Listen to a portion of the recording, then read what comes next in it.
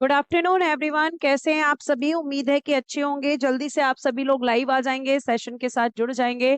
मनोज सिंह, प्रवीण कुमार, उसके बाद में राकेश, दिव्या, निशा, आयुषी, पिन्नू, दीपा, सुखवीर, साना और रमा, मोनू, अवनीश, आकाश, मनीष, मनीषा, शिवांगी, महेश, सभी को मेरी तरफ से गुड आफ्टरनून, नमस्ते, राधे राधे, राम राम, शस्त्री अकाल। प्यारे प्यारे बच्चों, कैसे हैं आप सभी।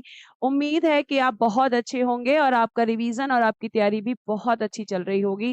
प्लीज आप सभी लोग जल्दी जल्दी लाइव आ जाएंगे, सेशन के साथ जुड़ जाएंगे। हर हर महादेव प्यारे प्यारे बच्चों, हर हर महादेव।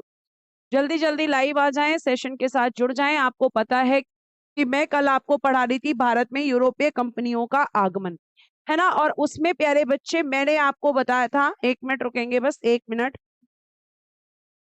उसमें मैंने आपको बेटा बताया था कि अंग्रेजों के बारे में हम पढ़ रहे थे, कि आपको मैं बता चुकी थी कि किस तरीके से भारत में पुर्तगाली आए, पुर्तगालियों ने अपना प्रभाव बनाया, फिर उसके बाद डच आए, डचों ने अपना प्रभाव बनाया, और उसके बाद में फिर हम यहाँ पे बात करेंगे अब आपका जो है अंग्रेजों के बारे में। अंग्रेजों के बारे में भी मैंने आपको बताया कि जब अंग्रेज भारत में आए हैं तो डच और पुर्तगाली यहाँ पर दोनों हैं, इन्होंने आकर डचों को बीट कर दिया था, ठीक है, मतलब डचों को हरा दिया था। और डचों की हार का क्या कारण था, ये सब मैंने आपको बताया था। अब प्यारे बच्चे, अगर मैं आपसे बात करती हूँ यहाँ पर, तो कल मैंने आपको बताया था कि भाई आपका जो है अंग्रेज भी आते हैं, और अंग्रेजों में सबसे पहले आपका विलियम हॉकिंस आता है, मतलब सरकार की तरफ से। उससे पहले भी दो अंग्रेज आते हैं, ठीक है, उससे पहले भी दो अंग्रेज आते हैं, ये मैंने आपको बताया था। मैं बता देती हूँ मैंने आपको कहाँ तक पढ़ाया था, ठीक है। मैंने आपको कहाँ तक पढ़ाया था, तो मैंने आपको ये बताया था कि भाई विलियम हॉकिंस जो कि जहांगीर के दरबार में 1608 में सूरत पहुंचा, 1609 में जहांगीर के दरबार में आगरा पहुंचा, तुर्की और फारसी भाषा का ज्ञाता था, 400 का मनसब उसे दिया गया था, और इंग्लिश खां की उपाधि उसको दी गई थी। 1611 में वो वापस चला गया था। फिर 1611 में आपको मैंने बताया था कि मिडल्टन आया था, बताया था मैंने आपको, मिडल्टन आया था। कई बार इसका नाम आपको मडलेटन भी लिखा हुआ मिलेगा, ठीक है, मडलेटन भी लिखा हुआ। तो मिडल्टन या मडलेटन एक ही बात है, आप इस चीज को ध्यान रखेंगे कि ये आपका यहाँ पर है। और उसके अलावा मैं आपको बता दूं कि अब यहाँ पे आपको मैंने ये भी बताया था कि पुर्तगालियों को, जो आपके अंग्रेज थे, 1612 में स्वाली के युद्ध में कैप्टन बेस्ट ने पुर्तगालियों को परास्त किया था। ये मैंने आपको प्यारे बच्चे बहुत अच्छे से बताया है, ठीक है। ये मैंने आपको बहुत अच्छे से यहाँ तक चीजें बताई थी, और आपको बताया था कि इसके बाद जब यहाँ पे इनको परमिशन मिली थी, तो 1613 में सूरत में इन्होंने अपनी परमानेंट फैक्ट्री ओपन की थी, और 1611 में अस्थायी फैक्ट्री इन्होंने मसूलीपट्टनम में लगाई थी। यहाँ तक की बातें मैंने आपको बताई थी, जल्दी से बताइए, बताई थी कि नहीं बताई थी। एक बार थम्स अप कर देंगे सारे के सारे बच्चे कि यहाँ तक की चीजें आपको पता है। बेटा मेरी तबीयत ठीक है ना। अभी टाइम लगेगा, लेकिन मेरी तबीयत इतनी ठीक है कि मैं आपको पढ़ा सकती हूँ, आपसे अच्छे से बातें कर सकती हूँ, आपके साथ जो है कनेक्टिविटी अपनी अच्छी बना सकती हूँ, ठीक है। बच्चा कह रहा है क्वेश्चन यहाँ से बनता है। ऑफ कोर्स बच्चा, क्वेश्चन यहाँ से बनता है, बनता है तभी तो आपको पढ़ाया जा रहा है। अगर नहीं बनता तो नहीं पढ़ाती, ठीक है, नहीं बनता तो नहीं पढ़ाती। अच्छा, एक चीज और है, एक चीज मुझे देख के बताइए, मुझे याद आया है, मैं इसको शुरू में ही करेक्शन करा देती हूँ। बेटा मैंने आपको एक बताया था, जिंजी का किला बताया था ना, एक बार बताइए जल्दी से थम्स अप करके। मुझे बस इतना बता दो कि जिंजी का किला क्या मैंने आपको कर्नाटक लिखवाया है। अगर कर्नाटक लिखवाया है तो बेटा प्लीज उसको तमिलनाडु कर देना। ये करेक्शन मुझे कराना था, ये मैंने आपको गलती से कर्नाटक लिखवा दिया है, ये तमिलनाडु होगा। जिंजी के किले में राजा राम को जब कैद करके रखा गया था, मैंने आपको बताया था कि राजा राम जो है रायगढ़ से जिंजी चले गए थे, और जिंजी से उसके बाद में वो कहाँ पर चले गए थे, तो आप कहोगे कि जिंजी से उसके बाद में मैम वो चले गए थे आपका सूरत, सॉरी सतारा, सतारा चले गए थे महाराष्ट्र में। बेटा उसको तमिलनाडु कर देना। बेटा एक बार मेरी आपसे रिक्वेस्ट है कि प्लीज आप उसको एक बार तमिलनाडु कर दें, और थम्स अप कर दें उसको करेक्शन करके। प्लीज इसको तमिलनाडु कर दीजिएगा, आपसे मेरी ये रिक्वेस्ट है, इसके लिए मैं क्षमा चाहूंगी आपसे। प्लीज आप इसको जल्दी से यहाँ पर तमिलनाडु कर दीजिए एक बार, ठीक है। कर्नाटक की जगह तमिलनाडु इसको कर देंगे आप लोग। ठीक है, कर्नाटक की जगह प्लीज आपसे रिक्वेस्ट है तमिलनाडु कर दीजिए।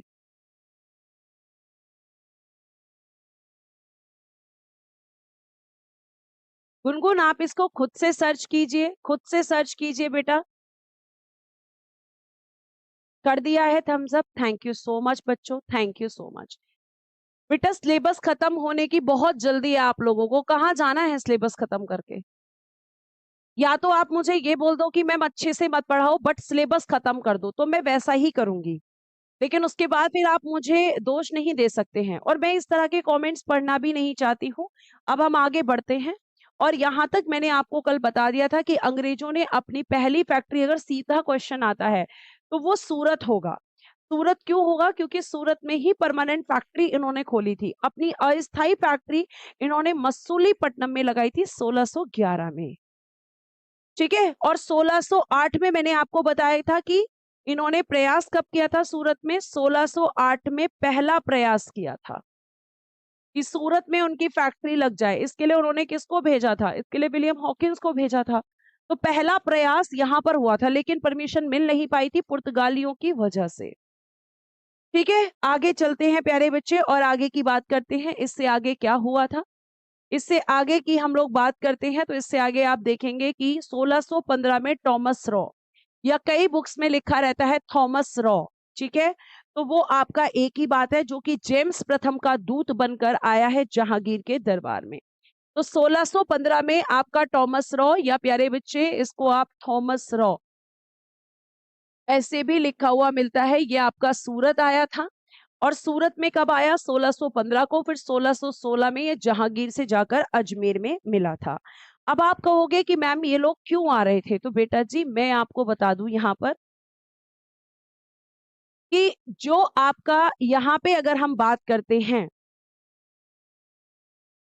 तो आपको ये पता होना चाहिए कि जो टॉमस रॉ है, या थॉमस रॉ है, या विलियम हॉकिंस है, या इससे पहले जितने भी आपके ऐसे अंग्रेज आए हैं जो व्यापार के लिए परमिशन लेने के लिए आए हैं, ठीक है, तो व्यापार के लिए परमिशन की जब हम बात करते हैं, तो व्यापार के लिए जो परमिशन लेने आए हैं, तो आप कहोगे कि मैम यहाँ पे ये इनको भारत के साथ व्यापार करना है। और जब भी हमें किसी देश के साथ व्यापार करना होता है तो उस देश के शासक से हमें परमिशन लेनी होती है। आज के समय पे अगर हम बात करते हैं तो आप ये जानते हो कि आज के समय पे सरकारें परमिशन देती हैं। लेकिन अगर मैं आपसे बताऊं प्यारे बच्चे, तो यहाँ पर आप ध्यान रखेंगे कि यहाँ पे परमिशन कौन देगा? यहाँ पे तो परमिशन मैम जहांगीर देगा, क्योंकि इस समय तो जहांगीर शासक है। इसीलिए ये लोग यहाँ पर आ रहे हैं ताकि ये अपनी जगह जगह पर कंपनीज को खोल सके और अपने व्यापार को भारत में बढ़ा सके। गुनगुन इसके बारे में बेटा हम लास्ट में बात करते हैं, ठीक है? पूरा क्वेश्चन आप मुझे लिख के भेजिएगा, फिर मैं यहाँ पे आपका देखती हूँ। आगे देखिए नेक्स्ट क्या लिखा है। 1623 तक अंग्रेजों ने क्या किया? सूरत में अपनी फैक्ट्री, आपको पता है 1613 में ही, फिर भड़ौच में जो उसके पास ही पड़ता है, अहमदाबाद में, मसूलीपट्टनम, आगरा और अजमेर में कोठियां स्थापित की थी। कब तक? 1623 तक। यानी 1611 में मसूलीपट्टनम में, फिर 1613 में सूरत में, और उसके बाद में भड़ौच, अहमदाबाद, आपका आगरा और अजमेर में भी इन्होंने अपनी कोठियां स्थापित कर ली थी। इन सब जगह पर ये कोठियां स्थापित कर चुके थे, और किसकी परमिशन इनको मिल रही थी? तो जाहिर सी बात है हमारे भारतीय शासकों की। अब हमारे यहाँ के शासक क्या सोच रहे हैं कि ये लोग व्यापार करने आए हैं, लेकिन हमारे यहाँ के शासकों की कई बार गलतियां यहाँ पर रहेंगी। और कई बार जब गलतियां यहाँ पर रहेंगी तो क्या गलतियां रहेंगी कि ये लोग गलतियां करेंगे, ठीक है, बार बार ये लोग चीजों को मतलब गलत वे में लेके जाएंगे, और हमारे यहाँ के शासक इनको माफ करेंगे। यही सबसे बड़ी गलतियां हमें यहाँ पर देखने के लिए मिलेगी। और अंग्रेज एक समय पे आकर आप देखेंगे कि इतने शक्तिशाली हो जाएंगे, इतने शक्तिशाली हो जाएंगे कि ये लोग जो है ना, ये सारे हमारी भारतीय राजनीति पर कब्जा कर लेंगे, प्रशासन करना शुरू कर देंगे। हमारे देश में आए हुए बाहर के लोग हमारे देश पर कब्जा करके बैठ जाएंगे। तो ये सब अंग्रेज हैं। और अंग्रेज सबसे ज्यादा सफल क्यों रहे? तो ये भी आपको पता चलेगा। इनकी कूटनीतियां, इनकी रणनीतियां, इन्होंने शुरू से ही क्या किया? फूट डालो राज करो की नीति अपनाई। इस सब मैं आपको बताने वाली हूं। अब देखो यहां पर आगे चलते हैं। अब देखो आगे इन्होंने फिर क्या किया? गोलकुंडा में, ठीक है, अब देखो ये बहुत पूछा जाता है कि गोलकुंडा के सुल्तान से इन्होंने सुनहरा फरमान जो है लिया था। देखो गोलकुंडा के सुल्तान ने क्या किया है, ध्यान से पढ़िएगा। 1632 में गोलकुंडा के सुल्तान अब्दुल्ला कुतुब शाह ने 500 पैगोड़ा वार्षिक के बदले अंग्रेजों को सुनहरा फरमान प्रदान किया। यह क्वेश्चन पूछा जाता है कि सुनहरा फरमान अंग्रेजों को कब और किसने, तो आप कहोगे गोलकुंडा के सुल्तान ने 1632 में 500 पैगोड़ा। पैगोड़ा जानते हो ना, मैंने आपको बताया था कि एक तरीके का गोल्ड कॉइन हुआ करता था, एक तरीके का गोल्ड कॉइन हुआ करता था। ठीक है। आ गए यहाँ पे कुछ लोग ऐसे जो केवल क्लास में बताए, बेटा कुछ लोग क्लास में केवल क्या करने आते हैं, केवल क्लास को डिस्टर्ब करने, और कुछ उनका मोटिव नहीं है, पढ़ना वढ़ना उनको है नहीं। तो बेटा ऐसे लोगों से बार बार रिक्वेस्ट करती हूँ कि अपने बहन भाइयों को पढ़ने दो। आपको नहीं पढ़ना है, आप आराम से नींद निकालो बैठ के घर में, और जो पढ़ रहे हैं उनको पढ़ने दो। ठीक है। तो आप कहोगे 500 पैगोड़ा का क्या दिया इन्होंने, एक सुनहरा फरमान जारी किया कि 500 पैगोड़ा आप हमें दोगे वार्षिक, और हम आपको गोलकुंडा में व्यापार का अधिकार देंगे। तो गोलकुंडा में भी इनको क्या मिल गया, आप कहोगे कि मैम व्यापार करने का अधिकार वहां के सुल्तान ने इनको दे दिया। अब हमारे यहाँ के लोग क्या करते हैं कि भाई आपको इतना देना होगा हमें पूरे वर्ष में, और उसके बाद आपको ध्यान रखना है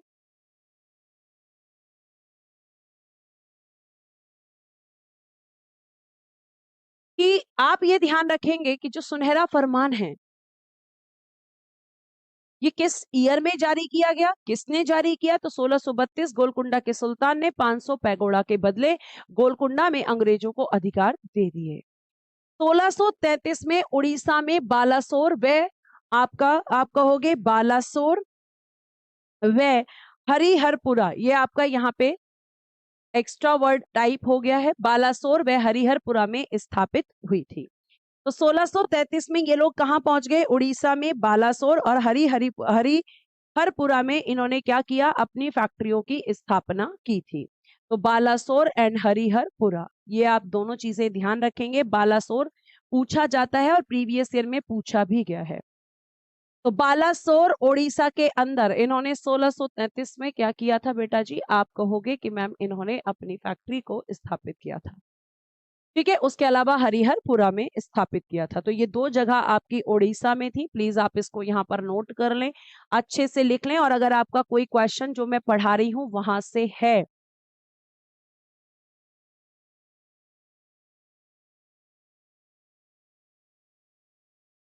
एहसान ट्रांसलेटेड पीडीएफ तो मैंने कल पीडीएफ के साथ मर्ज करा के डलवा दी है बेटा। एक बार कल की बोर्ड पीडीएफ चेक करो, वहां पर आपको मर्ज पीडीएफ मिल जाएगी, उसी के नीचे ट्रांसलेटेड सारी पीडीएफ जो आपकी पेंडिंग थी टोटल पीडीएफ में डलवा चुकी हूँ। ठीक है, टोटल पीडीएफ में डलवा चुकी हूँ। प्लीज आप लोगों से रिक्वेस्ट है, इंग्लिश मीडियम वाले बच्चे वो चेक कर लें एक बार।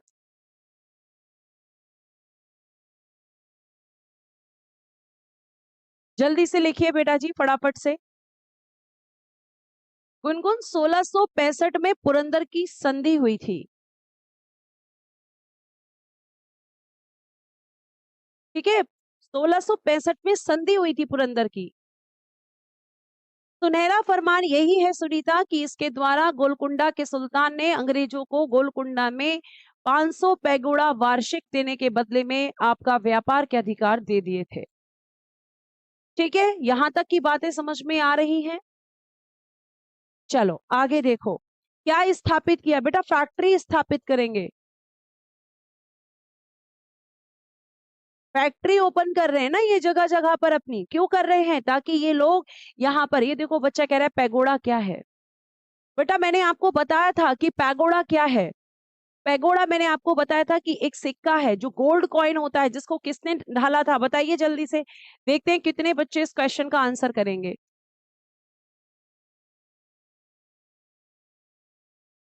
बताइए जल्दी से।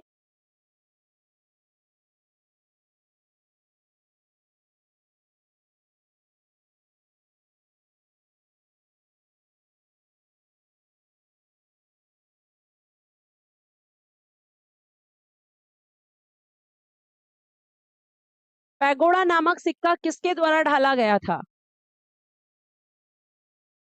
डचों ने बनाया था मैम, वेरी गुड, बहुत बढ़िया। आगे आइए, अगला क्वेश्चन देखिए यहाँ पर क्या लिखा है। अब ये लोग पहुंचेंगे मद्रास में, ठीक है। और अगर हम बात करते हैं तो आप देखोगे यहाँ पर 1639 में मद्रास पट्टे पर लिया। पट्टा समझते हो, लीज पर, मतलब किसी चीज को किराए पर ले लेना, उसके बदले में फिर उसको जो डिमांड की जाती है वो देना, लीज होता है। पट्टा मतलब लीज, ठीक है। तो 1639 में मद्रास पट्टे पर फ्रांसिस डे ने लिया था। किससे लिया था, ये क्वेश्चन पूछा जा सकता है। तो फ्रांसिस डे ने 1639 में, फ्रांसिस डे ने चंद्रगिरी के राजा, ठीक है, ये महाफालतू में यहाँ पे टाइप हो गया है, चंद्रगिरी के राजा दरमेला बैंक टप्पा से लिया था। आप केवल इतना याद रखो, चंद्रगिरी के राजा। तो मद्रास किससे लिया था अंग्रेजों ने? चंद्रगिरी के राजा। मुझे ये बताओ इसी बात पर कि चंद्रगिरी कहां पर पड़ता है? चंद्रगिरी आपका कहां पर पड़ता है? मुझे इस प्रश्न का उत्तर चाहिए इस क्लास के अंदर बच्चों से। चंद्रगिरी के राजा से। यहाँ पर मद्रास पट्टे पर, पट्टा आपको पता होना चाहिए कि एक तरीके का लीज होता है, किराए पर।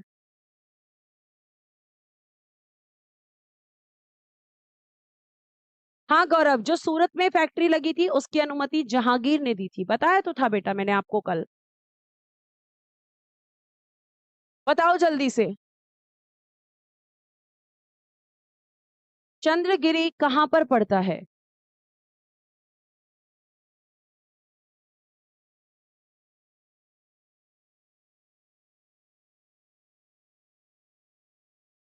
आगे देखिए, 1641 मद्रास में अंग्रेजों ने फोर्ट सेंट जॉर्ज, इसको ठीक करना, फोर्ट सेंट जॉर्ज,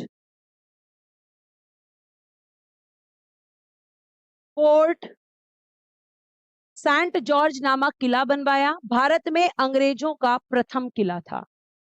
अब मैं आपको बता दूं यहाँ पर कि प्यारे बच्चे, आपको एक चीज बहुत अच्छे से ध्यान रखनी है कि मद्रास को आज के समय पे चेन्नई कहते हैं।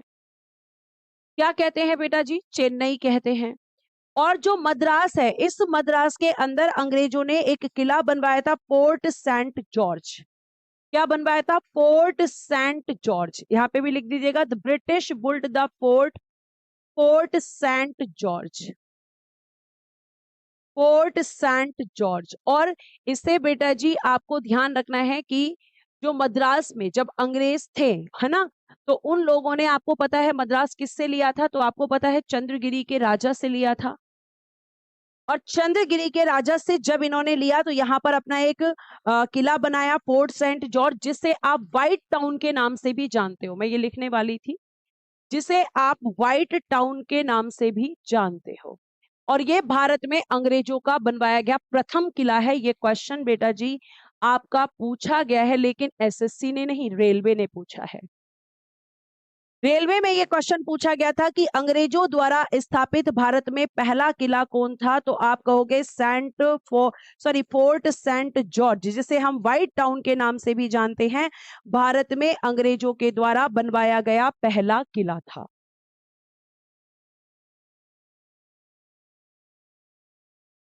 भारत में अंग्रेजों द्वारा बनवाया गया पहला किला था।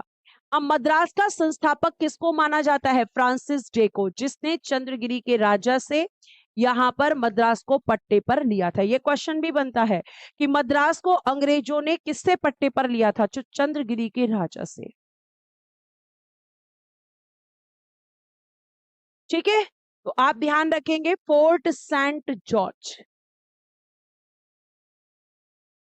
चंद्रगिरी के राजा से लिया था। बेटा ये पीडीएफ में ना गलती इसलिए हो जाती है क्योंकि देखो हैंड रिटन नोट्स होते हैं। ऐसा नहीं कि मैं कहीं से किसी बुक से छाप देती हूँ और आपको पढ़ा देती हूँ यहाँ आकर। मैं आपको यही बोलती हूँ कि जो पीडीएफ में लिखा होता है उसका एक एक शब्द मेरे द्वारा हाथ से पहले लिखा जाता है, और हाथ से लिखने के बाद, उसके बाद फिर ये पीडीएफ में बनता है। तो हाथ में क्या होता है ना, पीडीएफ में थोड़ा सा वर्ड समझने में दिक्कत हो जाती है।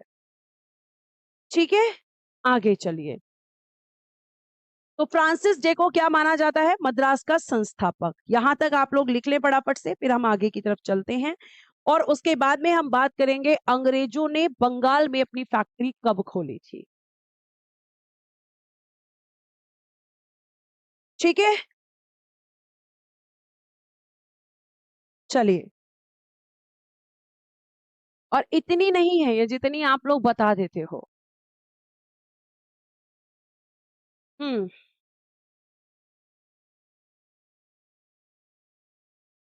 सही कर दिया बेटा। The British built the fort saint George in Madras, the first fort the British in India.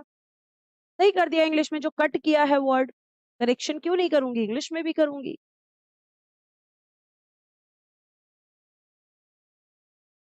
ठीक है।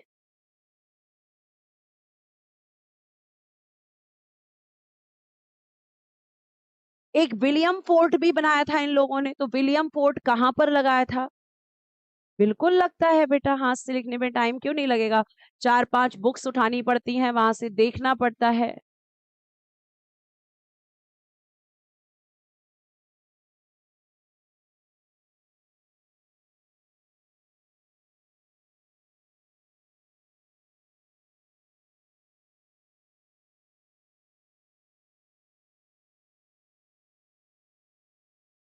ठीक है बच्चे, आगे चल सकते हैं।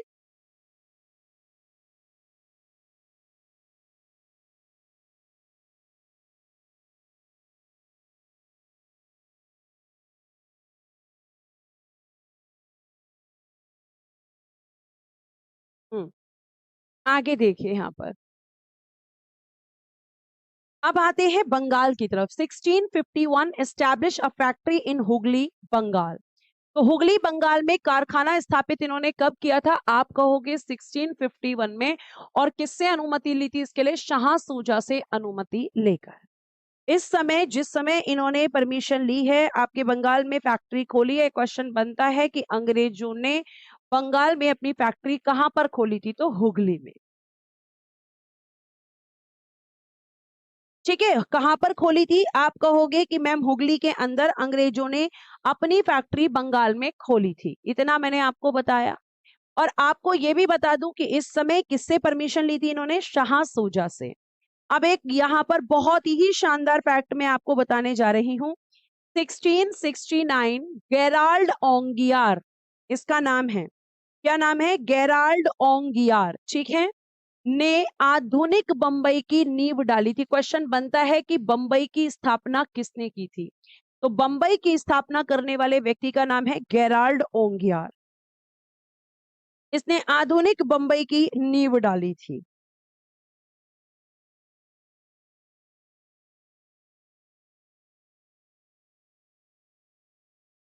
ये क्वेश्चन आपने देखा होगा।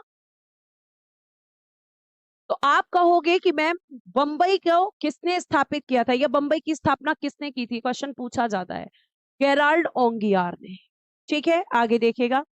1686 में मुगल सम्राट औरंगजेब ने अंग्रेजों को हुगली से बाहर खदेड़ दिया। कंपनी का गवर्नर इस समय पर था जॉन चाइल्ड। अब ध्यान से, in Mughal emperor Aurangzeb drove the British out of Hooghly, company governor of John Child. अब क्यों खदेड़ा था? तो मैं आपको बता दूं कि औरंगजेब के समय पर अंग्रेजों ने जो उनको अधिकार दिए गए थे उसका दुरुपयोग किया।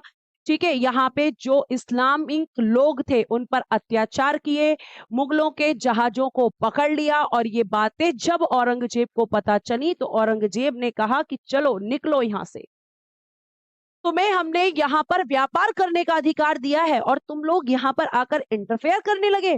तुम लोगों की इतनी हिम्मत बढ़ गई कि तुम लोग मुगलों को ही चैलेंज करने लगे। कल तक तुम बोल रहे थे हमें परमिशन दे दो, आज तुम्हें परमिशन मिल गई तो तुम इस हद तक चले गए कि तुमने हमें ही चैलेंज करना शुरू कर दिया। तो औरंगजेब आपको पता ही है, औरंगजेब का नेचर मैं आपको बता चुकी हूँ कि किस तरीके का उसका व्यक्तित्व था। तो उसने बाहर खदेड़ दिया इनको, भारत के बाहर। इस जॉन चाइल्ड को बोला कि थे तुम दिखाई नहीं देने चाहिए मुझे यहाँ पर। अब भाई अंग्रेजों के लिए तो बड़ी दिक्कत हो गई। अब जॉन चाइल्ड के बाद में यहाँ पे एक व्यक्ति आया, जॉब चारनाक। कौन व्यक्ति आया? जॉब चारनाक, जो कि कलकत्ता का संस्थापक है। कलकत्ता का संस्थापक है आपका जॉब चारनाक। और जॉब चारनाक जब यहाँ पर आया तो उसने फिर औरंगजेब से माफी मांगी, और कहा जाता है कि इस जॉन चाइल्ड से नाक रगड़वाई थी औरंगजेब ने कि तुम्हें अपनी नाक रगड़नी होगी, आज के बाद तुम मुगलों के खिलाफ कुछ नहीं करोगे।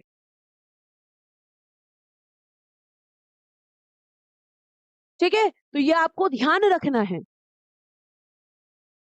ये औरंगजेब के समय की घटना है। और फिर यहाँ पे कौन आएगा, भी मैंने नाम लिया था कि मैम वो व्यक्ति का नाम लिखा हुआ है, बिल्कुल लिखा हुआ है, क्योंकि उसी ने तो कलकत्ता की नींव डाली है।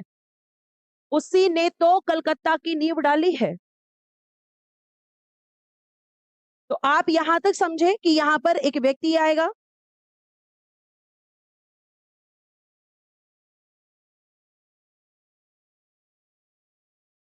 आगे देखिएगा।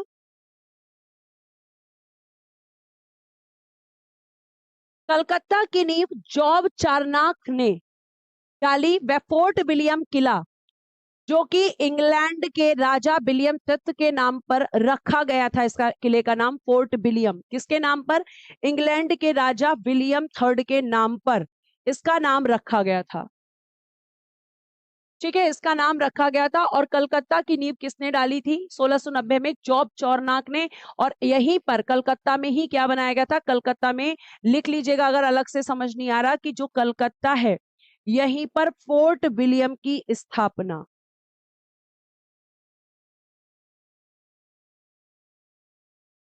फोर्ट विलियम की स्थापना। अब आपका ये क्वेश्चन जरूर होगा कि कब की गई थी? 1700 ईस्वी में, 1700 एडी में इसकी स्थापना की गई थी। और इस फोर्ट विलियम का जो प्रथम प्रेसिडेंट था, प्रथम प्रेसिडेंट वो चार्ल्स आयर था। ये एक्स्ट्रा जानकारी है इसके बारे में। चार्ल्स आयर,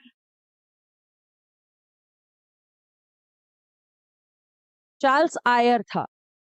और आपको मैं ये भी बता दूं कि ये जो आपका फोर्ट बना है, या फिर अगर मैं आपसे ये कहूं कि ये जो कलकत्ता की नींव रखी गई है, ये किसने रखी थी? तो जॉब चारनाक ने। और बेटा इसके लिए 3 गांव का यहाँ पे एक एक गांव भी मैं आपको बता देती हूँ, वो तीनों गांव।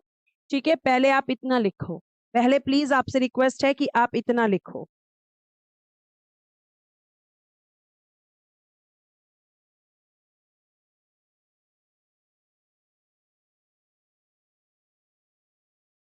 जल्दी से लिखो।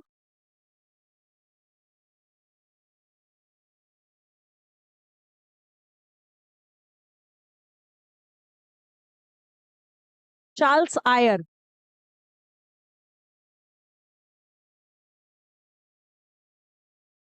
अब मुझे ये बताओ कि आपके 3 गांव हैं, 3 गांव हुआ करते थे, और इन 3 गांव को मिलाकर कलकत्ता की नींव रखी गई थी। कौन कौन से थे बेटा जी? तो आप कहोगे मैम एक सुतनाती था, एक आपका गोविंदपुर था,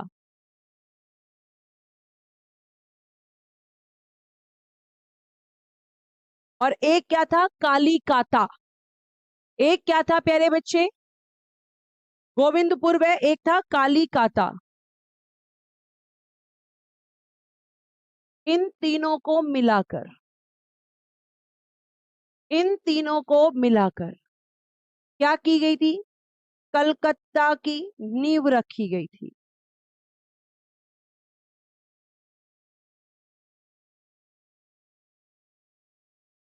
और इसी कलकत्ता के अंदर फिर क्या बनाया गया था? फोर्ट विलियम किला।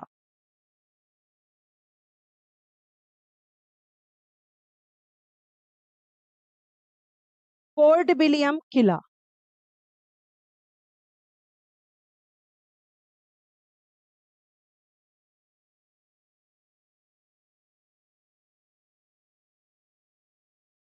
ठीक है बेटा, कलकत्ता किस अब बच्चा पूछ रहा है कलकत्ता किस जगह पर पड़ता है, किस स्टेट में है? बताओ भाई इनको कि कलकत्ता किस स्टेट में है। बेटा वेस्ट बंगाल में है। आर्यन चौधरी। ठीक है,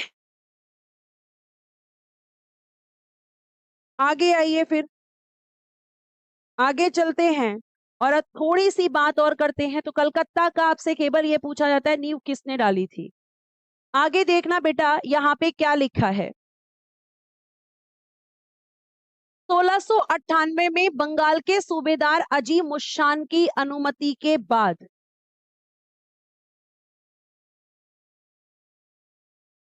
1698 में बंगाल के सूबेदार अजीम उस की अनुमति के बाद कंपनी के जमींदार इब्राहिम खां से 1200 रुपए में सुतनाती, गोविंदपुर व कालीकाता की जमींदारी खरीदी थी।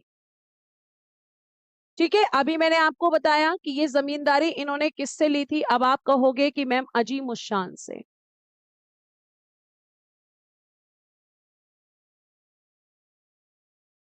जो 3 जगह मैंने आपको बताए थे, कलकत्ता ये राज्य है तो वेस्ट बंगाल में पड़ता है, कोलकाता वेस्ट बंगाल के अंदर आता है।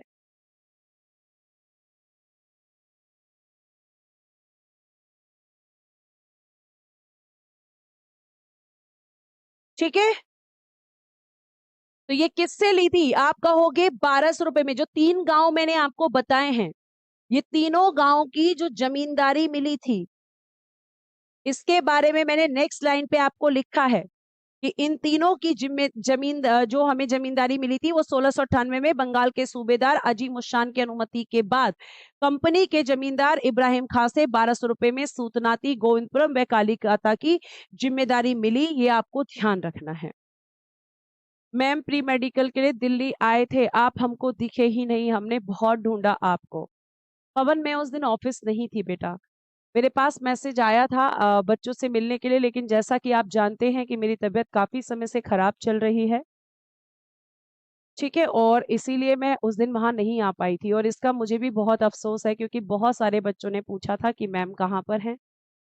लेकिन जरूर मौका मिलेगा आप लोगों से मिलने का। ठीक है, उस दिन मैं नहीं आ पाई और यही वजह है कि मैं नहीं आ पाई। मेरी तबीयत अभी कुछ खराब है और जिसकी वजह से मैं पूरी तरीके से फिट नहीं हूं, तो मैं ट्रैवलिंग वगैरह थोड़ा अवॉइड कर रही हूँ। चलो, तो ये आपका यहाँ पर समझ में आ गया बेटा। यहाँ तक अगर किसी का कोई क्रॉस क्वेश्चन है इससे रिलेटेड तो आप मुझे बताओ। ये किस ली थी, आपको हो गए, आपका हो गया रुपए 1200 में जो 3 गांव मैंने आपको।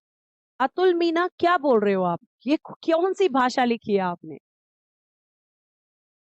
ठीक है, ये आपको ध्यान रखना है। ये बात समझ में आ गई, किससे मिली थी, कैसे मिली थी, कोलकाता की नींव। अब देखो आ गया फर्रुखशियर।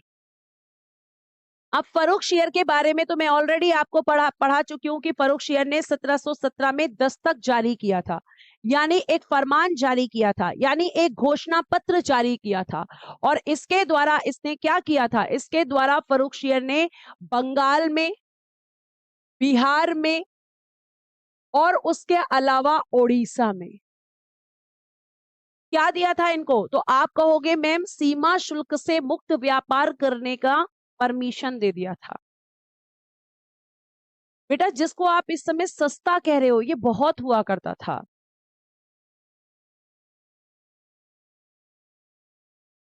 ये बहुत ज्यादा हुआ करता था। अभी आपको लग रहा है 500, 1200, 3000, 10,000, ये तो बहुत कम है, लेकिन उस टाइम पे बहुत था बेटा।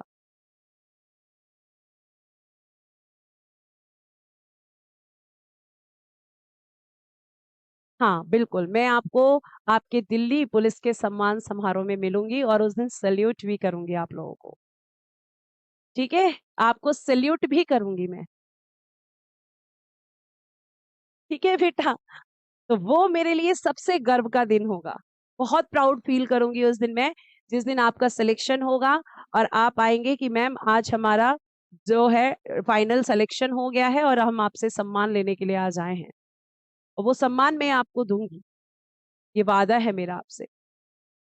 ठीक है, अब आगे देखो यहाँ पर 1717 में फर्रुखशियर, मैंने आपको बताया था ना कि एक डेलीगेशन आया था। अब देखते हैं कितने बच्चों को याद है, मुझे बताओ। इस डेलीगेशन में एक डॉक्टर भी आया था,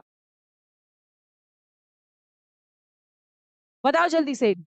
मैंने आपको बताया था कि जो डेलीगेशन आया था उसमें एक डॉक्टर भी आया था। इस डॉक्टर ने फर्रुखशियर का क्या किया है, तो आप कहोगे कि फर्रुखशियर का ट्रीटमेंट किया था। फर्रुखशियर खुश हो गया और उसने 3000 रुपए वार्षिक में बंगाल, बिहार, उड़ीसा में कहा कि इनको कोई टैक्स नहीं देना, कोई सीमा शुल्क नहीं देना है, केवल ये हमें 3,000 रुपए वार्षिक कर देंगे। ठीक है, यहाँ पे कार हो गया है, यहाँ पे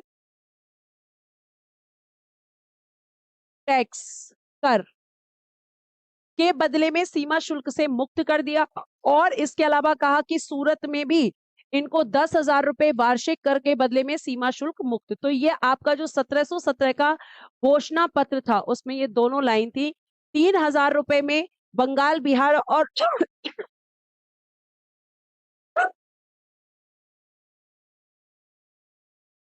बंगाल, बिहार और उड़ीसा में अगर मैं बात करती हूँ तो इनको 3,000 रुपए वार्षिक कर देना था और इनको कोई सीमा शुल्क नहीं देना, और सूरत में 10,000 रुपए वार्षिक कर देना था और वहां पर भी फ्री ट्रेड करने का इनको परमिशन मिल गया था।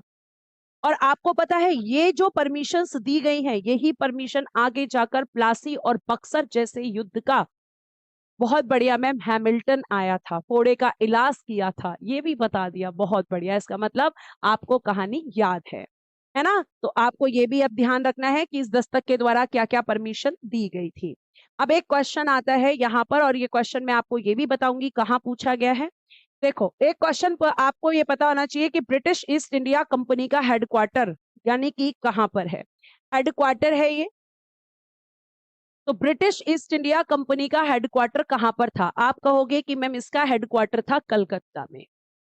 ठीक है, हेडक्वार्टर कहां पर था? आप कहोगे मैम कलकत्ता के अंदर था। अब ये कलकत्ता क्यों याद रखना है? क्योंकि कलकत्ता जो कि अभी यहाँ पर आप देखोगे कि धीरे धीरे भारत की कैपिटल भी हो जाएगी और यही कैपिटल फिर आगे चलकर दिल्ली ट्रांसफर होगी जब बंगाल का विभाजन कैंसिल होगा।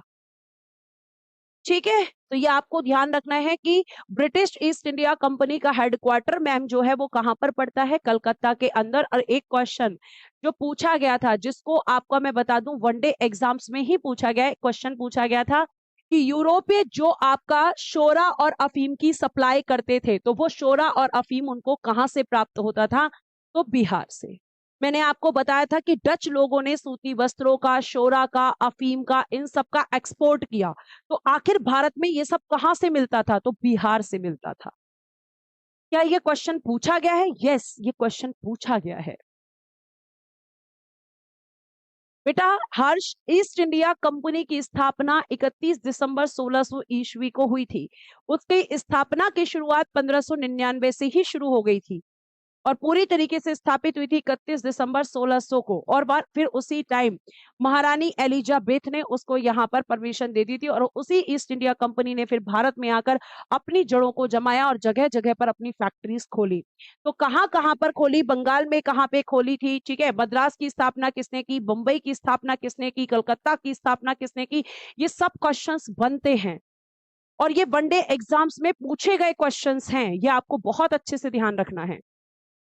और अब आप सोच रहे होगे कि अभी हमें आंग्ल मराठा युद्ध पढ़ने हैं। अब इसी बीच में आप देखोगे कि अंग्रेज आ चुके हैं, डच आ चुके हैं, पुर्तगाली यहाँ पर हैं। अभी यहाँ पर आपके डेनिश आएंगे, फिर फ्रांसीसी जो कि सबसे अंत में आए थे। तो फ्रांसीसियों के बारे में भी हम पढ़ेंगे यहाँ पर। और फ्रांसीसियों और अंग्रेजों के बीच जो डिस्प्यूट्स होंगे, जो विवाद होंगे, वो क्यों होंगे, क्या कारण होंगे, किस तरीके से फ्रांसीसियों को ये दबाएंगे अंग्रेज, कौन कौन से युद्ध होंगे, कर्नाटक युद्ध होंगे। ठीक है, तो वहां पे क्या भूमिका रहेगी। फिर आंग्ल मैसूर युद्ध पढ़ेंगे, आंग्ल मराठा युद्ध पढ़ेंगे। आपको बहुत इंटरेस्ट आने वाला है हिस्ट्री के अंदर। और फिर उसके बाद में हम यहाँ पे और भी चीजों को जानेंगे। और जब मैं पहुंचूंगी ना गांधी युग में और क्रांतिकारी आंदोलन, तो आपको ऐसा लगेगा कि हिस्ट्री क्लास बंद ही ना हो, काश ये हिस्ट्री क्लास चलती ही रहे। इतना आपको इंटरेस्टिंग मतलब चीजें लगेंगी, आपको लगेगा काश उस टाइम पे मैं होता या मैं होती तो मैं ऐसा कर देती, मैं ऐसा कर देता। क्योंकि ये हमारे अंदर की फीलिंग्स आती हैं उस समय पर। ठीक है, भगत सिंह जी के बारे में मैं आपको बताऊंगी तो आपके मतलब रोंगटे खड़े हो जाएंगे कि भाई इतने वीर व्यक्ति थे।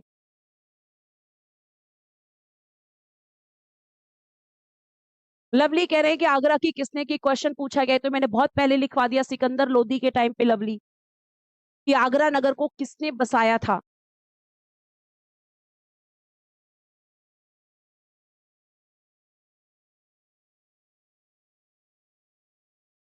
ठीक है, आगे आइए। तो ये अंग्रेजों का हुआ। अब अंग्रेजों के बाद में प्यारे बच्चे अब हम पढ़ेंगे डेनिश। डेनिश केवल आपको इतना पढ़ना है, इससे ज्यादा आपको डेनिश के बारे में नहीं पढ़ना है, क्योंकि इन्होंने यहाँ पे मैं आपको बता दूं कि जब डेनिश आए हैं तो अभी आप क्या क्या पढ़ चुके हो। तो मैम अभी हम पढ़ चुके हैं कि पुर्तगाली आए,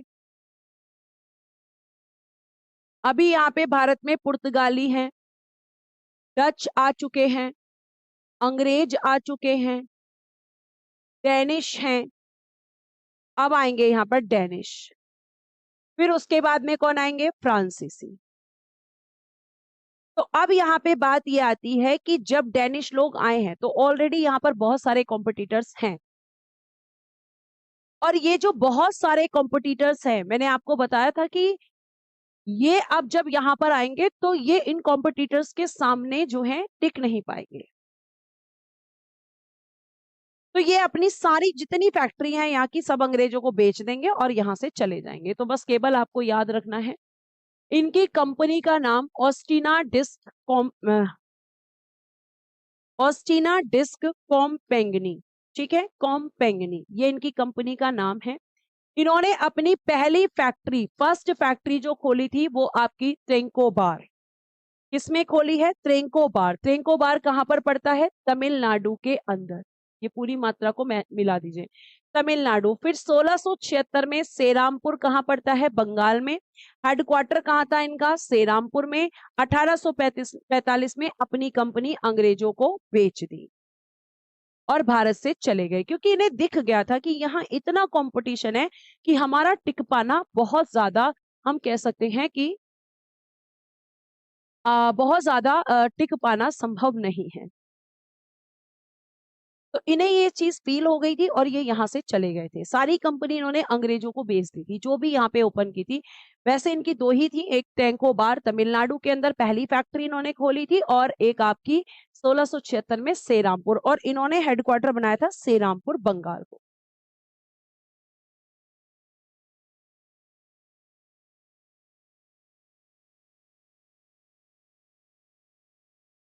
आर्यन चौधरी, बेटा आप इतनी देर से क्या पढ़ रहे हैं कि मैम किस चीज की फैक्ट्री है। आप पूरा मतलब इतना पढ़ लिया आपने, पुर्तगाली पढ़ लिया, अंग्रेज पढ़ लिया, उसके बाद में डच पढ़ लिया है, ठीक है, पुर्तगाली, डच, अंग्रेज, और अब मैं डेनिश की फैक्ट्री बता रही हूँ, तब आपका ये क्वेश्चन आ रहा है कि किस चीज की फैक्ट्री। बेटा जिस चीज का ये यहाँ पर व्यापार करेंगे उस चीज की फैक्ट्री। इनको यहाँ पर भी, तो अब आप मुझसे बोलो कि एप्पल का फोन भारत में मिलता है, तो क्या एप्पल जो है वो भारत की कंपनी है, नहीं। सोहरे कह रहे हैं अच्छा हुआ चले गए वरना इन्हें भी पढ़ना पड़ता। चलो आगे चलते हैं।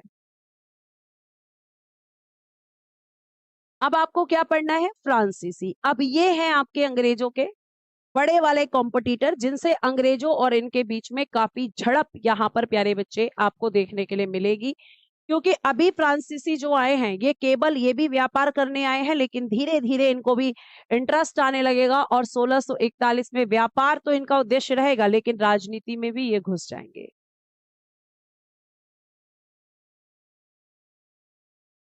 एक मिनट, अच्छा डॉनिश हो गया है ये डैनिश की जगह।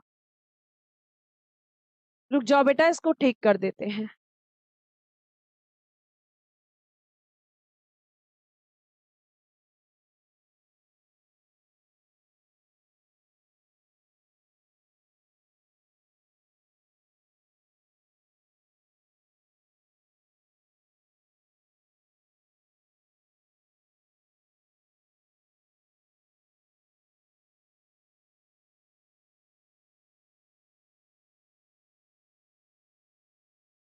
डैनिश।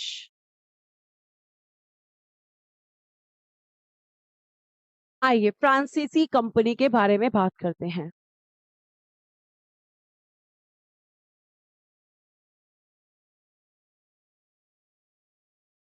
देखो फ्रांसीसियों की बात करते हैं यहाँ पर,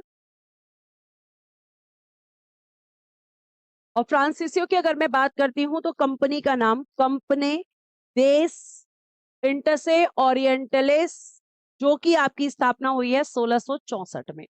तो कंपनी का नाम आपका लिखा हुआ है, ठीक है। इस कंपनी के नाम को अच्छे से पढ़ना, कंपनी देश inter se oriental less, oriental less. और ये आपकी 1664 क्या लिखा हुआ है, तो 1664 में इस कंपनी की स्थापना हुई थी, इस्टेब्लिश की गई थी ये कंपनी। और इसको किसने किया था, तो फ्रांस के शासक जिसका नाम है लुई 14वें, उसका एक मंत्री है। और उस मंत्री की अगर मैं बात करती हूं तो उसका नाम है आपका कॉलवर्ट। उसने इस कंपनी को स्थापित किया है ताकि बाकी यूरोपियंस की जगह ये भी भारत ताकि बाकी यूरोपीय कंपनियों की तरह ये भी भारत में जाकर व्यापार कर सके। और आपको मैं ये भी बता दूं बेटा कि आप एक चीज और ध्यान रखना कि जो आपका फ्रांसीसी हैं, अगर मैं फ्रांसीसियों की बात करती हूं तो फ्रांसीसी कंपनी की सबसे बड़ी वीकनेस रहेगी इसका सरकारी कंपनी होना। और आपको मैं ये भी बताऊंगी कि यहाँ पे एक फ्रांसीसी गवर्नर आएगा डुप्ले, और उसकी नीतियां इतनी सॉलिड होंगी, इतनी सॉलिड होती हैं कि उन नीतियों का प्रयोग बाद में अंग्रेजों ने किया। और फ्रांसीसियों की सबसे बड़ी भूल थी फ्रांसीसी गवर्नर डुप्ले को वापस बुलाना। अगर वो डुप्ले को वापस नहीं बुलाते तो आज हम ये नहीं पढ़ते कि भारत में अंग्रेजों का शासन, हम पढ़ रहे होते भारत में फ्रांसीसियों का शासन, ठीक है। और आपको मैं ये भी बता दूं बच्चे कि आपका जो डुप्ले है उसकी कितनी सारी ऐसी नीतियां हैं जिनका प्रयोग बाद में अंग्रेजों ने किया है। तो आप कहोगे फ्रांसीसी कंपनी का नाम है, 1664 में इसकी स्थापना हुई है, ठीक है। उसके बाद में फ्रांस का शासक इस समय लुई 14वें थे, और इनके मंत्री कॉलबर्ट ने स्थापना की, किस चीज की स्थापना की, इस कंपनी की स्थापना। तो लुई 14वें के मंत्री कॉलवर्ट ने इसकी स्थापना की थी 1664 के अंदर, 1664 के अंदर आपकी फ्रांसीसी कंपनी स्टैब्लिश हुई थी। और ये पूछा जाता है कि यहां पर शासक कौन था, तो आप कहोगे कि लुई 14वें था। अब इन्होंने अपनी पहली फैक्ट्री सेम 1668 में पहली फैक्ट्री सूरत में फ्रैंकोइस कैरो द्वारा खोली गई थी। किसके द्वारा खोली गई है, फ्रैंकोइस कैरो द्वारा। 1669 में बेटा जी सेकंड फैक्ट्री ओपन की थी मसूलीपट्टनम में, गोलकुंडा के सुल्तान से अनुमति लेकर। तो आपको देखा कि आपने अंग्रेजों ने भी फैक्ट्री कहा, सूरत और मसूलीपट्टनम में, इन्होंने भी सूरत और मसूलीपट्टनम। अब मसूलीपट्टनम आपको अच्छे से पता है कि आंध्र प्रदेश के अंदर पड़ता है, इतना तो आप जानते हो।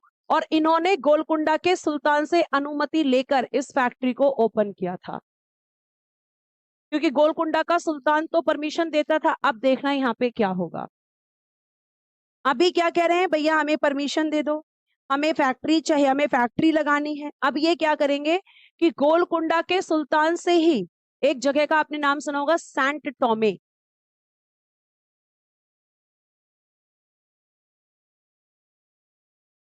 फर्स्ट फैक्ट्री 1616 था।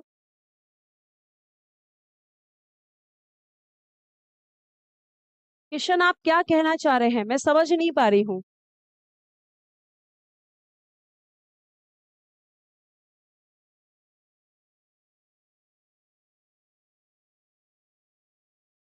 बेटा भारत में 1620 में, आप लोग एक चीज में कंफ्यूज क्यों हो जाते हैं।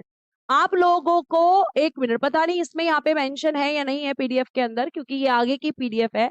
आप लोग एक चीज में बहुत कंफ्यूजन क्रिएट कर रहे हो कि भारत में और भारत के बाहर कंपनी। जैसे मैंने अगर आपसे ये बोल दिया, एक मिनट मेरी बात को जरा ध्यान से सुनना। ये बच्चे बहुत ज्यादा इस चीज को लेकर कंफ्यूज हैं, और ये मैं कई बच्चों के कमेंट्स पढ़ चुकी हूँ कि अगर मैं आपसे यहाँ पर ये पूछने लग जाऊं कि मुझे ये बताओ कि आपके अंग्रेजों ने ईस्ट इंडिया कंपनी की स्थापना कब की थी, बताना जरा, ईस्ट इंडिया कंपनी की स्थापना कब की थी अंग्रेजों ने, बता दो जल्दी से, अभी तुम्हारे सारे डाउट्स क्लियर हो जाएंगे। कब की थी बेटा, बताना जल्दी से, मुझे इस क्वेश्चन का आंसर आप लोगों से चाहिए, जल्दी से बताइए। हाँ जी, क्वेश्चन अंसारी आप ही से पूछ रही हूं मैं, मुझे बताओ कि अंग्रेजों ने भारत में मतलब अंग्रेजों ने पहली फैक्ट्री की स्थापना कब की थी, या ब्रिटिश ईस्ट इंडिया कंपनी की स्थापना कब हुई थी? कैसे तुम लोग बोल रहे हो अब 1600? तुम बोल रहे हो कि मैम 1600 में बनकर तैयार हो गई थी, जबकि 1599 में इसकी स्थापना की शुरुआत हो गई थी।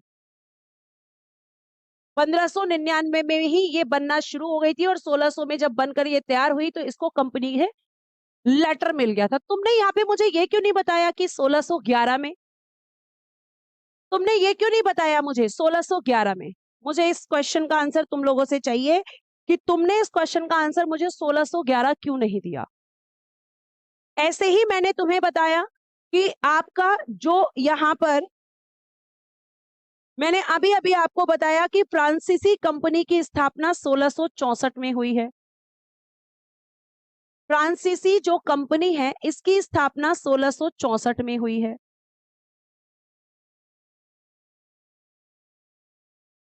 तो अब मैं तुमसे पूछूं कि भारत में कब हुई है? अब मैं तुमसे क्वेश्चन यहां पूछ रही हूं कि मुझे बताओ भारत में इनकी पहली फैक्ट्री कब लगी थी, और इनकी भी मुझे बताओ भारत में, मैंने अभी अभी बताया कि फर्स्ट फैक्ट्री कब लगी थी।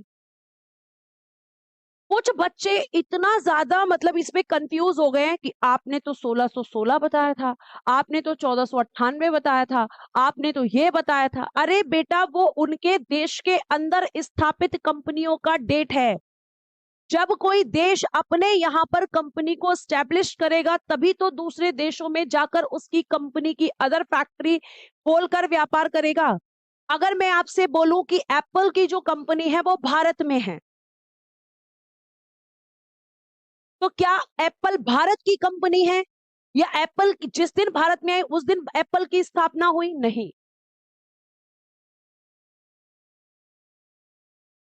ऐसा तो है नहीं। अब आप लोग उसको मिक्स कर दे रहे हो कि आपने तो बताया था उसकी स्थापना तब हुई थी, आपने तो बताया डेनिश की स्थापना इस समय हुई थी, अब आप बता रही हो कि डेनिश की कंपनी की स्थापना इस समय हुई है। बेटा वो उनके देश में स्थापित कंपनियां हैं, और डेनिश का जो मैंने बताया वो भारत में बताया है। जैसे अंग्रेजों की 1600 में, तो 1600 में ब्रिटेन में स्थापित हुई थी, भारत में तो 1611 में इन्होंने अपनी पहली फैक्ट्री खोली है। अरे जब कंपनी वहां बनेगी तभी तो यहाँ व्यापार करने आएगी, तभी तो अपनी यहाँ पे फैक्ट्रियां खोलेगी। अब ऐसे तो फ्रांसीसी कंपनी 1664 में बनी है, लेकिन भारत में कब बनी है? 1668 में।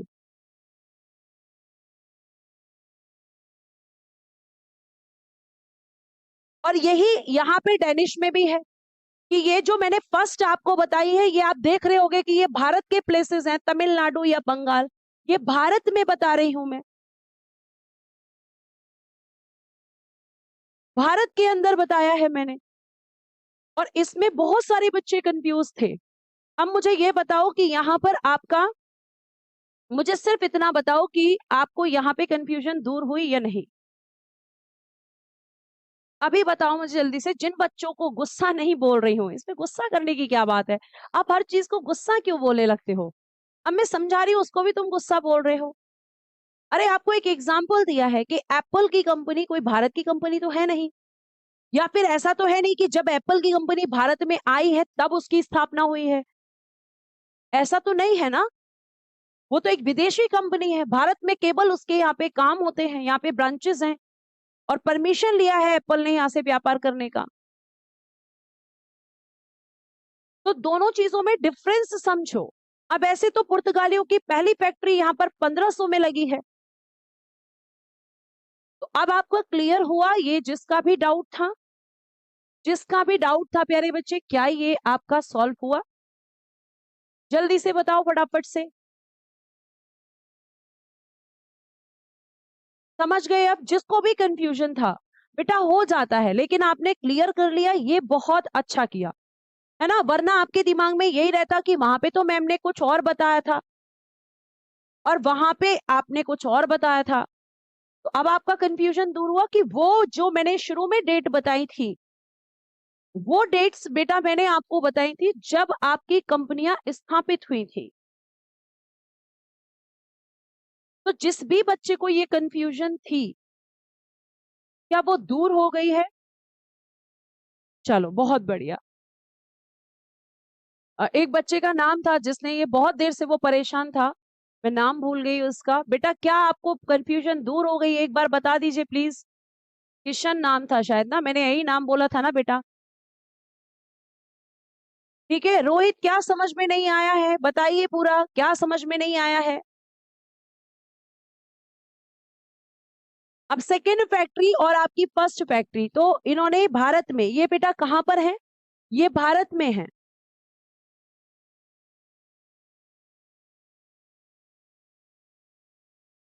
भारत में है।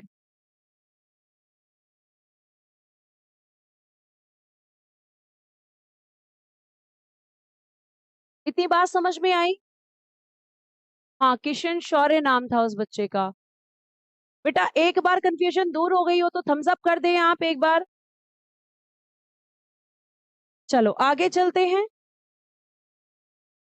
अब देखिएगा यहाँ पे मैंने आपको बताया कि देखो अभी यहाँ पे क्या आपने पढ़ा कि गोलकुंडा के सुल्तान से परमिशन ली कि भाई हमें फैक्ट्री खोलने के लिए परमिशन दे दो। अब देखो जैसी परमिशन मिल जाएगी वैसे ही फिर ये अपने रंग दिखाने लगेंगे। जैसे कहीं एक बार आपने कहावत सुनी होगी कि किसी को उंगली पकड़ाओ तो लोग हाथ पकड़ लेते हैं। ठीक है तो ऐसा ही यहाँ पे होगा। अब देखो यहाँ पे ये डच लोग आए, अब आपको सॉरी फ्रांसीसी लोग आए। अब ये फ्रांसीसी के कॉम्पिटिटर यहाँ पे ऑलरेडी बैठे हुए हैं, तो अंग्रेज इनके सबसे बड़े कॉम्पिटिटर यहाँ पर बनकर बैठे हैं। तो आप देखोगे, देखो 1672 में फ्रांसीसियों ने सेंट थोमे, जिसे आप कई बार सैन थोमी के नाम से जानते हो, उस पर कब्जा कर लिया। अब ये सेंट थोमे किसके अंडर था, गोलकुंडा के सुल्तान के अंदर।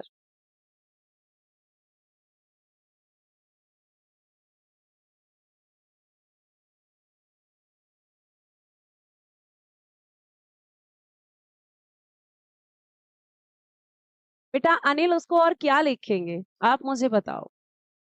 अनिल कह रहे हैं आपने स्टार्टिंग में ही लिखवाया है कि यूरोपीय कंपनियों का भारत में आने का क्रम। हाँ बिल्कुल लिखवाया है, मैं तो मना ही नहीं कर रही, लेकिन मैंने ये तो नहीं लिखवाया हुआ है वहां पर कि भारत में स्थापित हुई है वो कंपनियां, मैंने तो लिखवाया आने का क्रम। अब आपके घर में मान लीजिए 12 तारीख को बुआ जी आई हैं, 13 तारीख को आपके फूफा जी आए हैं, 14 तारीख को मौसी आई हैं और 15 को मौसा जी आए हैं। तो आप मुझे कैसे बताओगे, डेट के साथ बताओगे, आप यही तो बताओगे क्रम। लेकिन मौसी का जन्म कब हुआ, पिताजी का सॉरी मौसा जी का जन्म कब हुआ, बुआ जी का जन्म कब हुआ, फूफा जी का जन्म कब हुआ। अगर मैं ये पूछने लगूं तो दोनों का एक साथ आंसर करोगे या अलग अलग आंसर करोगे।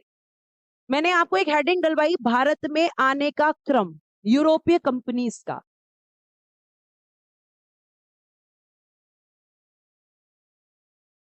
अगर कहीं भी कंफ्यूजन है तो पहले इसको दूर करो, मैं आपका कंफ्यूजन दूर कर देती हूँ। भारत में आने का क्रम, लेकिन भारत में अगर कंपनी आ रही है तो इसका मतलब ये नहीं है कि जब वो भारत में आई है तब उसकी स्थापना हुई है। मैं इतनी देर से आपको यही समझा रही हूं।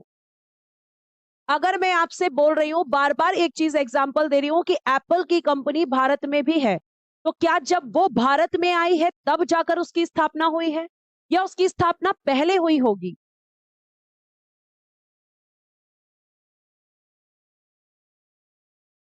अब फ्रांसीसी कंपनी की स्थापना 1664 में हुई, लेकिन भारत में कब आई, 1668 में पहली फैक्ट्री उसकी स्थापित हुई।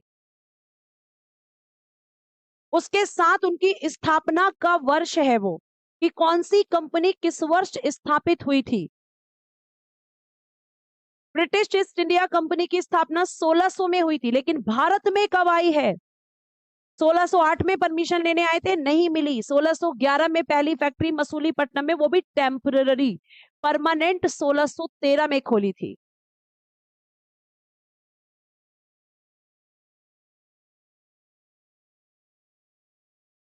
अब यहां कंफ्यूजन दूर हो गया या नहीं, मुझे सिर्फ इतना बताओ।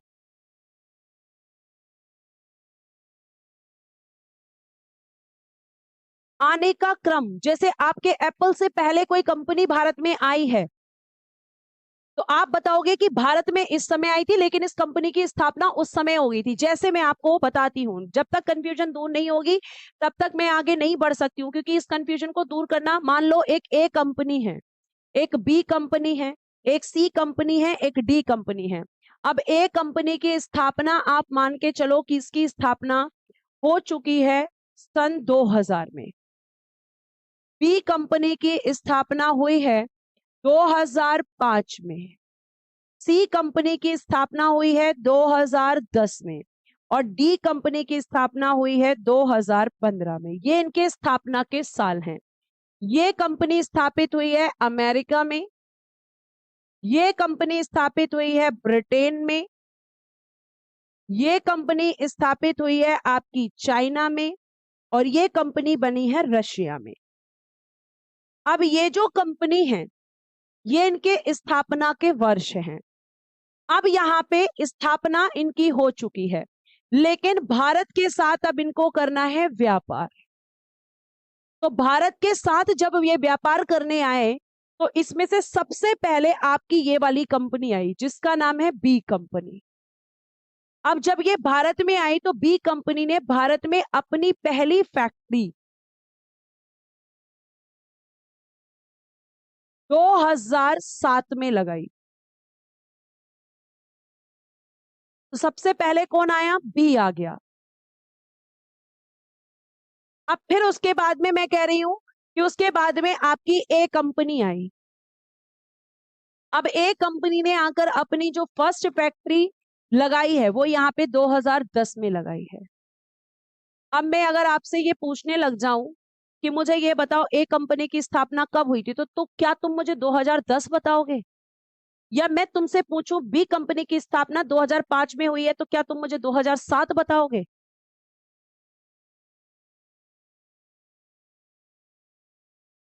और अगर मैं तुमसे पूछूं पहले कौन सी आई है तो तुम ए बताओगे कि बी बताओगे?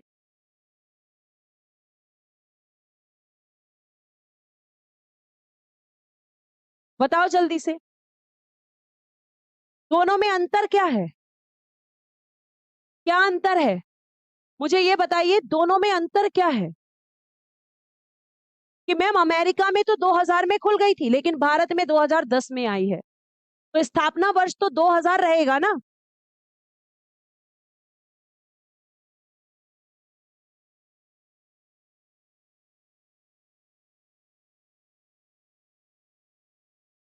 आ गई बात समझ में?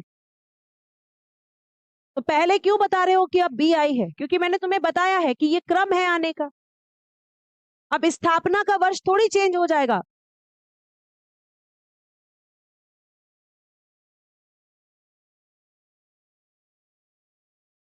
आइए आगे यहाँ पर। अब चलो आगे चलते हैं। तो गोलकुंडा के शासक से क्या लिया था? तो आप कहोगे परमिशन ली थी। मैम किसने ली थी? फ्रांसीसी कंपनी ने। और गोलकुंडा के शासन से परमिशन लेके मसूलीपट्टनम में अपनी फैक्ट्री खोली। लेकिन अब देखो इन्होंने क्या किया। 1672 में फ्रांसीसियों ने सेंट टोमे यानी सेंट थोमी पर कब्जा कर लिया।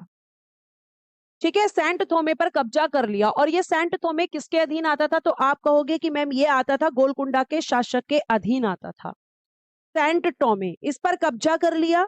और प्यारे बच्चों मैं आपको बता दूं यहां पर कि कब्जा करने के बाद में फिर यहाँ पे आप कहोगे कि ये यहाँ पर कब्जा करना इनकी सबसे बड़ी गलती थी, क्योंकि आपको ये भी बता देना है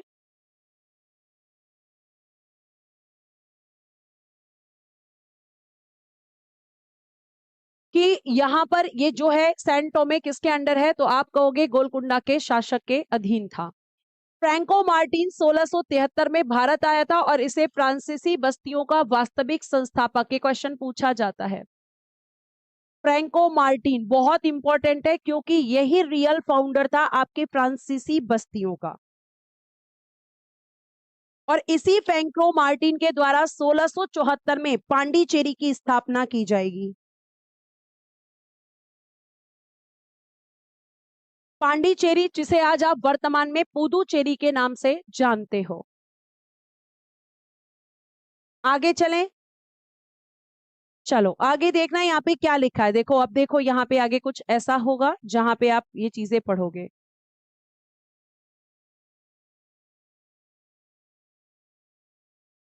फ्रैंको मार्टिन ने 1674 में पांडिचेरी की स्थापना की और पांडिचेरी, जिसे आज आप वर्तमान में पुदुचेरी के नाम से जानते हो, ये स्थापना करने के लिए किससे यहाँ पर परमिशन ली थी? तो विलकोंडापुर गांव के सूबेदार शेर खां लोधी से प्राप्त किया था। किसको? इस पांडिचेरी को। ये जो विलकोंडापुर गांव है, इसको यहाँ से प्राप्त किया गया था शेर खां लोधी से, और यहाँ पे पांडिचेरी की स्थापना हुई, और पांडिचेरी में ही इन्होंने फोर्ट लुई का निर्माण किया था। इंपॉर्टेंट है। तो पांडिचेरी की स्थापना 1674 में किसने की थी? फ्रैंको मार्टिन ने। कब भारत आया था? 1673 में, जो कि फ्रांसीसी कंपनी का वास्तविक संस्थापक था। उसने, जैसे अगर मैं आपसे बोलूं कि पुर्तगाली कंपनी का वास्तविक संस्थापक कौन था?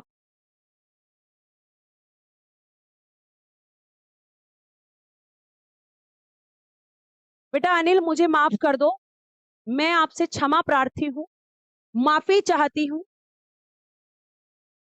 मुझे माफ कर दीजिए।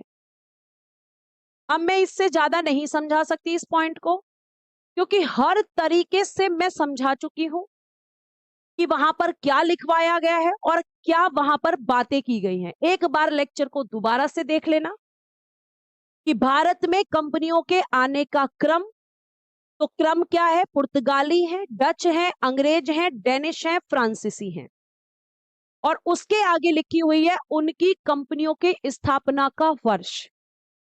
जाकर नोट्स देखो एक बार कि स्थापना वर्ष लिखा है वहां पर, आने की डेट नहीं लिखी है वहां पर, आने का क्रम लिखवाया है। और अगर आपको अभी भी समझ नहीं आ रहा तो लेक्चर को दोबारा देखने की जरूरत है। इससे ज्यादा ना मैं समझा पाऊंगी, ना मैं आपको बता पाऊंगी। सारे बच्चों को समझ आ गया है? अब आपका आया है कि क्या होगा। तो फ्रांसीसियों का, मैंने आपसे पूछा पुर्तगालियों का वास्तविक संस्थापक कौन था, तो आप कहोगे अल्बुकर्क था। और अल्बुकर्क जिस तरीके से वो था, तो यहां पे कौन है? फ्रैंको मार्टिन है। ठीक है, आगे चलते हैं।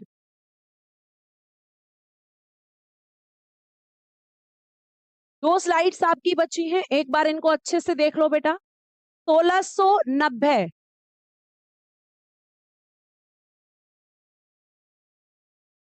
चंद्रगिरी में फैक्ट्री खोली थी शाइस्ता खां की मदद से।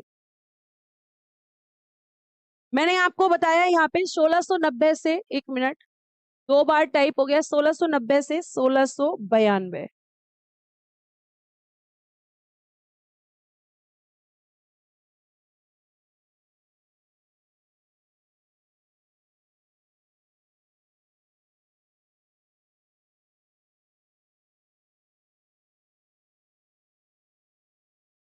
चलो,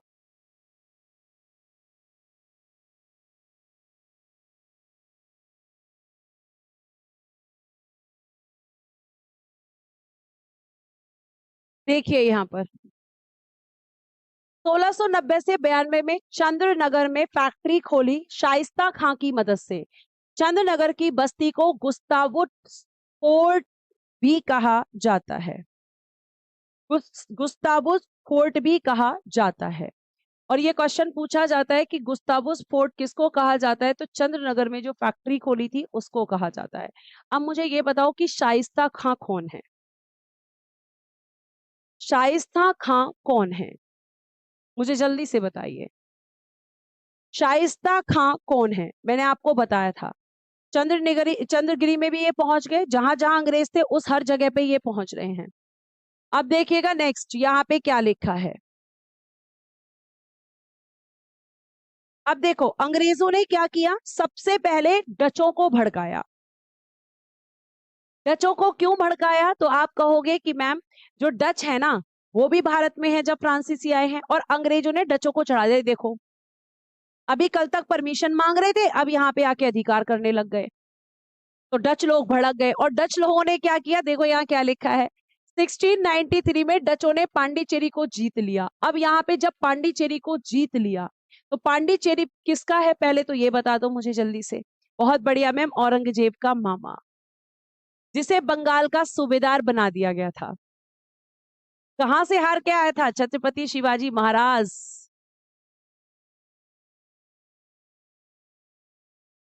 ठीक है, उनके डर के मारे भाग गया था। तो पांडिचेरी को जीत लिया, लेकिन फिर जहां पे डचों ने सोचा अरे ये अंग्रेज तो हमें लड़वा रहे हैं, और फिर यहाँ पे डचों ने कर लिया समझौता। 1697 में रिचविक की संधि द्वारा फ्रांसीसियों को वापस लौटा दिया, क्योंकि ये फ्रांसीसियों का ही था। तो यहाँ पे इन दोनों के बीच में समझौता हो गया। संधि आप जानते हो अच्छे से, एक तरीके का समझौता होता है, झगड़े को खत्म करने का तरीका होता है। तो रिजविक की संधि के द्वारा इसको वापस लौटाया गया। 1721 में फ्रांसीसियों ने मॉरिशस पर कब्जा किया, 1725 में माहे पर कब्जा, 1739 में करिकाल पर कब्जा, और डुप्ले 1741-42 में फ्रांसीसी गवर्नर बनकर भारत में आया है। और बेटा जी आपको मैं ये बता दूं यहां पर कि जो आपका फ्रांसीसी गवर्नर है, तो जो फ्रांसीसी गवर्नर बनकर भारत आया है डुप्ले, अब इसके आने से अंग्रेजों और आपके फ्रांसीसियों के बीच में झगड़े शुरू होंगे। और क्यों होंगे थोड़ा सा समझ लो, ताकि कल मैं तुम्हें कर्नाटक युद्ध अच्छे से समझा सकूं। बेटा अगर मैं आपसे बात करती हूं तो आप देखोगे यहां पर कि आपका 1741 तक की अगर मैं बात करती हूं तो 1741 तक जो फ्रांसीसी हैं, ठीक है, इनका केवल एक ही उद्देश्य है, और इनका उद्देश्य है बच्चा व्यापार करना, यहां तक। लेकिन इसके बाद क्या होगा, इसके बाद जो फ्रांसीसी हैं ये भारतीय राजनीति में इंटरफेयर करेंगे, भारतीय राजनीति में इन्वॉल्व हो जाएंगे।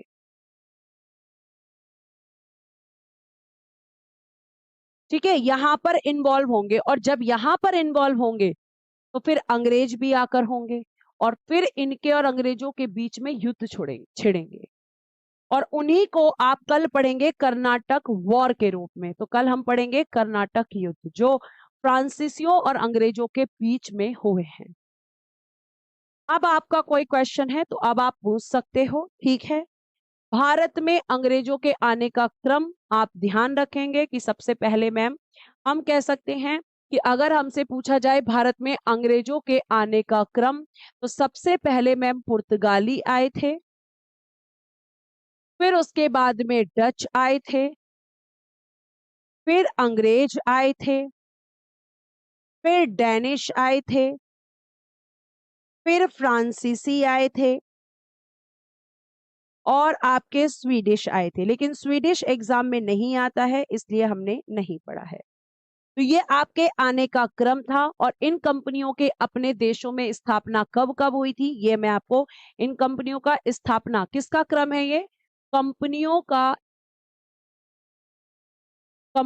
का भारत आने का क्रम,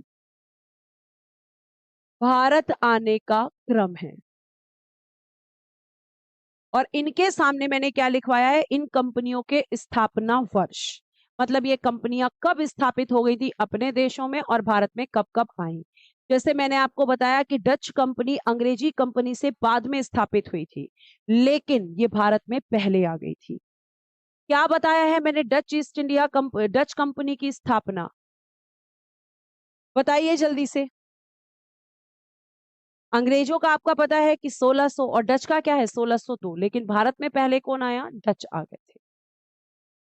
तो वो जो इनके सामने लिखा है वो इनके देश में इन कंपनियों का स्थापना वर्ष है।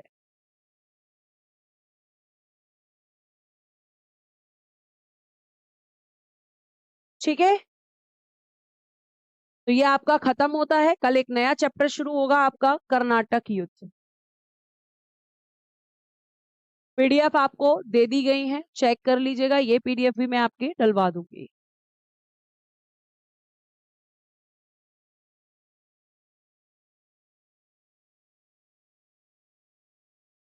हाँ, अगर आपका कोई और क्वेश्चन है, इससे एमटीएस हो जाएगा। इससे मैंने आपको बताया कि जितने भी आपके वनडे लेवल के कॉम्पिटेटिव एग्जाम्स हैं वो सब हो जाएंगे।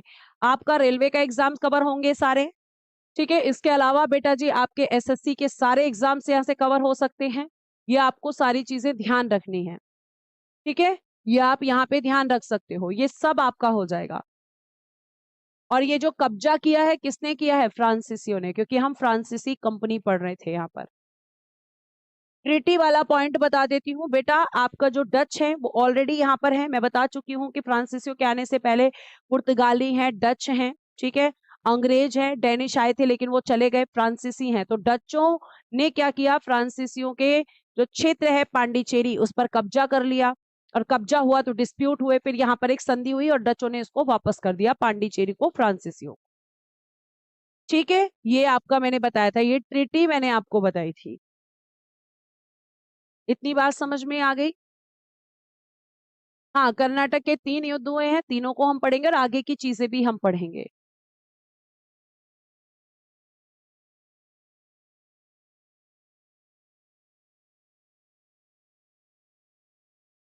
मैंने आपको बताया है कई बार कि अगर आप प्रीवियस ईयर प्रैक्टिस सेट देखोगे तो हिस्ट्री से कम आपके 6 से 7 और किसी किसी प्रैक्टिस सेट में 8 क्वेश्चन तक आए हुए हैं। 50 क्वेश्चन होते हैं आपके, जीएस का अच्छा खासा लेवल है आपका। ठीक है, आज इतना ही रखते हैं। कोई भी सॉरी कहने की आपको जरूरत नहीं है। चलिए आज फिर हम इतना ही रखते हैं। Thank you so much. हाँ, UPSI, UP constable, Delhi police constable, SSC CGL, SSC MTS, सभी एग्जाम के लिए आप हिस्ट्री को पढ़ सकते हो। मान के चलो एक बार आपकी हिस्ट्री यहाँ पर कवर हो गई, मैं आपको ये कह सकती हूँ कि 1 या 2 क्वेश्चंस की मैं कोई गारंटी नहीं लेती, लेकिन आपके अधिकतर क्वेश्चंस यहाँ से सॉल्व हो जाएंगे। और अगर कोई नया क्वेश्चन मिलता है तो आप तुरंत अपने नोट्स में वहां पर एड ऑन कर दीजिए। ठीक है, thank you so much, bye bye, take care and good day everyone. जय हिंद, जय भारत, हंसते रहो, मुस्कुराते रहो और हमेशा खुश रहो।